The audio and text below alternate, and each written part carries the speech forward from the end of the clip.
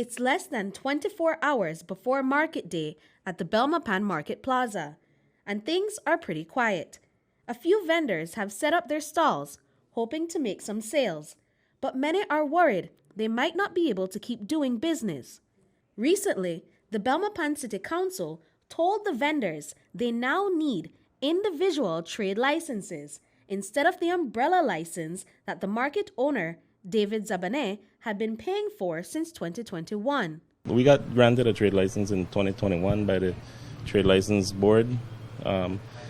With that trade license, we entered into a 5-year MOU with the Belmopan City Council to conduct market day activities, and it was something that was, renewable.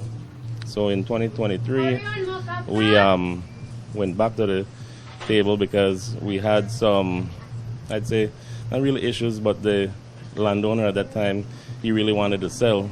So being that we already had the commitment to our vendors, we decided, we have to see how we proceed to purchase this property and not let it get in the hand of, any other investor, because we've had a lot of people showing interest, wanting to buy the property. So, we're for our vendors first. Zabane and the City Council worked out a 30-year agreement for a group trade license based on a promise to buy the market property. However, this deal was made with the previous administration under the former mayor, Sharon Palacio. The current mayor, Pablo Kawich, says the agreement is not valid. We already made our investments, and they want to come in and charge each vendor individually when we already have a blanket trade license agreement. So it's not, maybe it's new to them, but it's nothing that's unheard of to have a blanket or umbrella trade license. They do this kind of arrangements all over the world. If you want to go check in the Commonwealth, you could find that being done. For us, I would say, the fee we pay annually, we would see a huge reduction in that. We'd probably see 90-95% reduction in that if they come in and charge the vendors a trade license. But on our end, we can't allow that to happen because a lot of times the small business owners, they get trampled on by, different administrations, and we're just in a position where we have to protect them and their livelihoods. Veronica Barcenas has been selling tacos at the market for over 8 years. She shared that the old trade license setup was a huge help for her and many other vendors, making it easier for them to keep their businesses running. So, yo me siento muy feliz acá. I feel very happy here in this place, and I don't want the City Council to invade our market plaza because I worked with them for many years. At first it was fine, but later it seemed like they wanted to do something, I don't know what, and they took away our selling space. So, we moved here with Mr. Zabane at Market Plaza.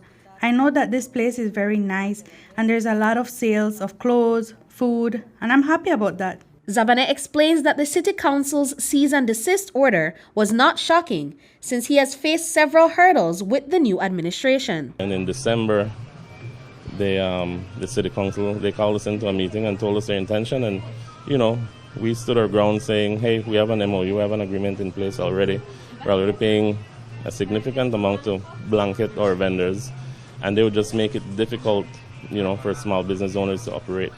We have a lot of seasonal people, we have a lot of farmers that come in here, and they can't afford to go through the bureaucracy. They'd probably rather just not get in business. The cost of a trade license varies based on the business's size and location. To get one, vendors must first register their businesses and then have them assessed by the City Council to determine the fee. Elizabeth Garcia, a fruit and vegetable vendor who has been selling at the market for about 4 years, is worried she won't be able to afford both the annual license fee and the rent for her spot in the market. I am a single mom, and I don't understand why, since we paid the owner of the markets, we already paid City Council trade license, so now they want to come in and charge individual. To me, that's not fair, and everything goes up. The price doesn't come down, and we have to try keep a standard balance for the customers, but business are low right now. According to Zabane, about 300 vendors will be impacted by these changes in regulations. The council remains firm that the previous MOU should not have been enacted and has no plans to reinstate it. For communication-wise, I think, we've reached out a few times. I reached out a couple times over the last week, and I've had no response.